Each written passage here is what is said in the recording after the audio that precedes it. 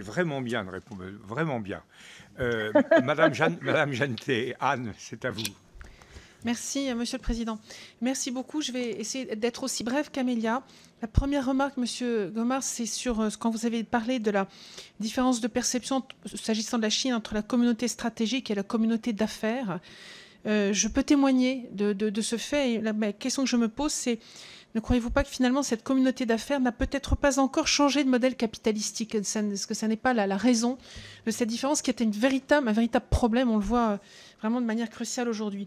La deuxième question concerne le Conseil européen qui vient juste d'avoir lieu là récemment, qui est quand même a mis notre diplomatie un peu en difficulté avec des pays européens qui prennent un peu des distances avec nos valeurs. Donc comment faire pour éviter de retomber dans un positionnement géopolitique pré-Trump où les Européens dépendaient des Américains pour certains enjeux stratégiques? Quels devraient être nos leviers pour que l'Union européenne gagne en unité face à cette influence extérieure que vous avez citée, Russie, Chine, États-Unis, etc. Et puis j'avais une toute petite dernière question, un petit peu, pardonnez-moi, peut-être sa malice, je ne sais pas comment il faut la qualifier.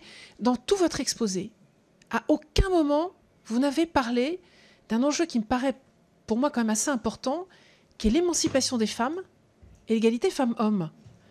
Est-ce que cette place des femmes à laquelle j'aspire, je ne suis pas une grande féministe, hein, mais enfin, parce que je pense qu'il faut aussi que nous prenions un petit peu notre propre autonomie parfois, mais est-ce que vous ne pensez pas que ça peut être de nature à finalement ce que vous reveniez dans un an nous faire un exposé un peu différent?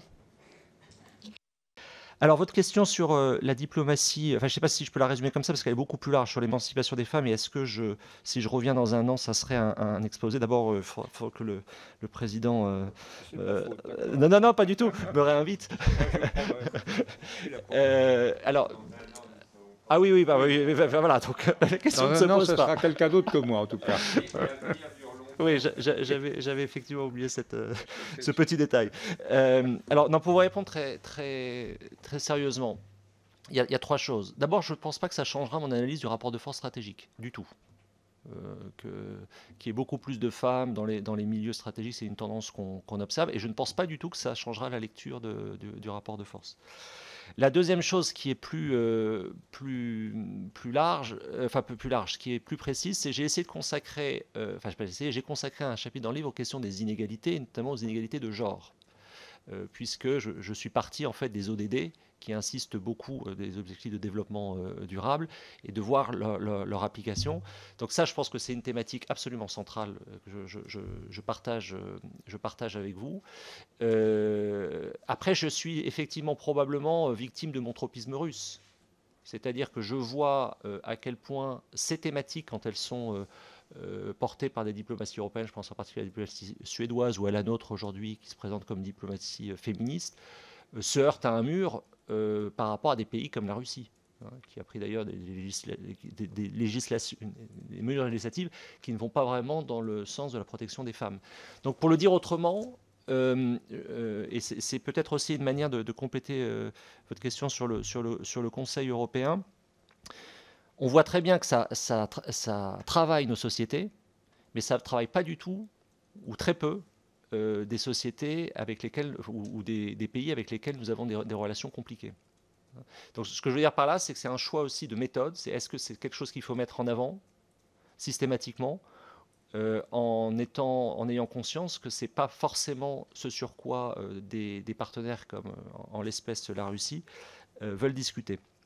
Quand je prends la Russie, je pourrais prendre d'autres pays, vous l'avez bien compris. La Chine là-dessus, franchement, je ne saurais pas répondre. Je ne sais pas du tout quelle est l'attitude de la diplomatie chinoise sur ces thématiques. C'est une bonne question. Il faudrait regarder. En fait, on pourrait faire effectivement un travail sur quelle est la réaction.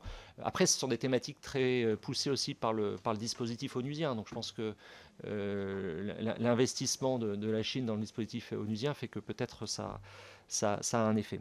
Voilà, mais pour résumer, ça ne changera pas. Je prends le fait que vous attiriez mon attention là-dessus et effectivement l'absence dans mon exposé, mais ça ne changerait pas du tout fondamentalement mon analyse du rapport de force stratégique. La